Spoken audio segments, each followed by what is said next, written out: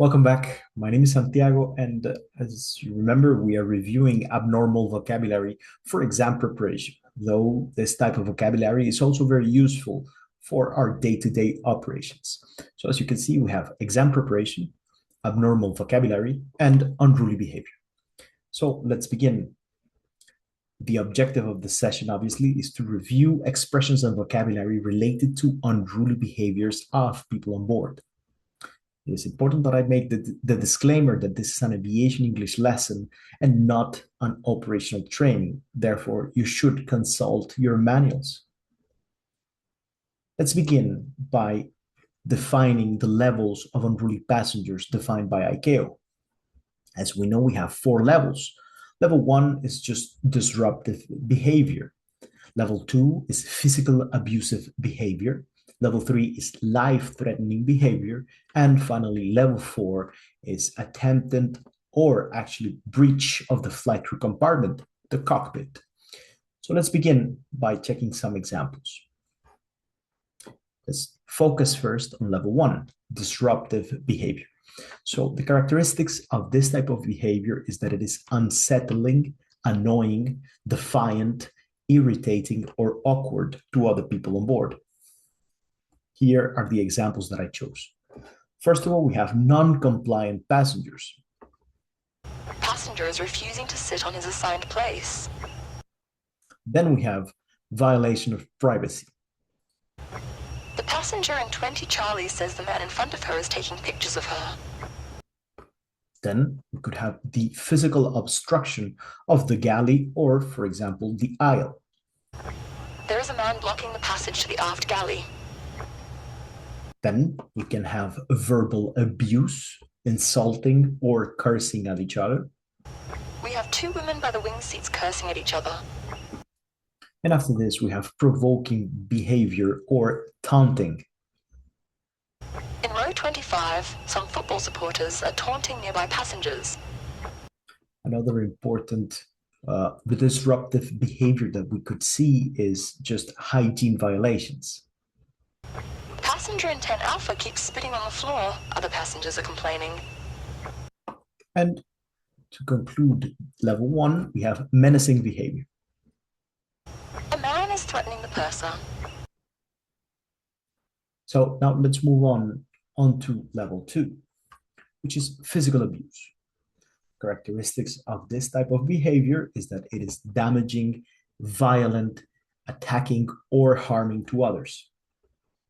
Let's check some of the examples that I chose. Number 1, substance-related aggression. Somebody who is under the influence of alcohol or any other substance and therefore maybe attacks another passenger. There is an intoxicated man pushing one of the cabin crew. Then we have object throwing. A passenger on row 12 threw her purse at another passenger. Then we have vandalism. Of course, a passenger damaging the plane. A passenger kicked and broke an aft lavatory door. Then we have sexual misconduct. The passenger in 14 Alpha inappropriately touched the woman next to him. Then we could go to assault or physical aggression. A passenger hit the purser on the nose. After this, we can talk about spitting at another person. One of the passengers in row 15 spat on another passenger. And finally, weapon improvisation. A man took a tray from a trolley and hit CC2 with it. Now, on to level 3, life-threatening actions. The characteristics of this type of behavior is that it is extremely dangerous, potentially lethal, or catastrophic. Here are the examples that I chose. Sustained assault, so continuous physical aggression. The woman on 17 Bravo is attacking the CC4. Number 2, fighting. So a fight or a brawl is one of the synonyms of fighting, for example. There is a violent brawl in the forward cabin.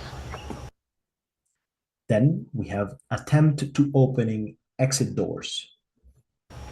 A man just tried to open the overwing exit. And finally, we have taking hostages.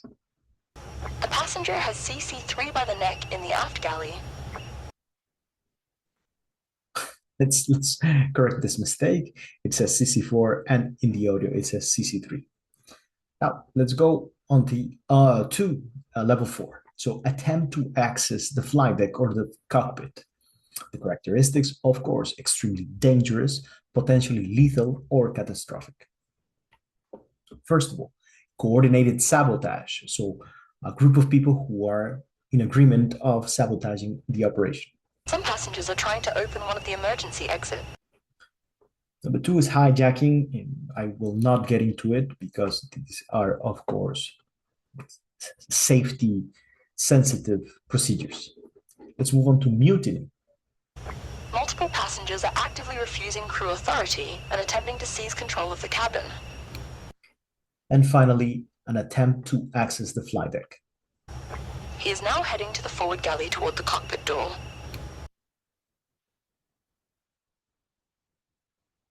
Let's review. In this video, we checked the levels of ICAO in regards to disruptive or unruly behavior. First of all, we saw disruptive behavior, then physical abuse, life-threatening actions, and we finished with some examples of attempting to access the flight deck. Thank you for watching. Please leave your comments and questions, subscribe for more content, and share with a colleague. I was Santiago, and I'll see you next time.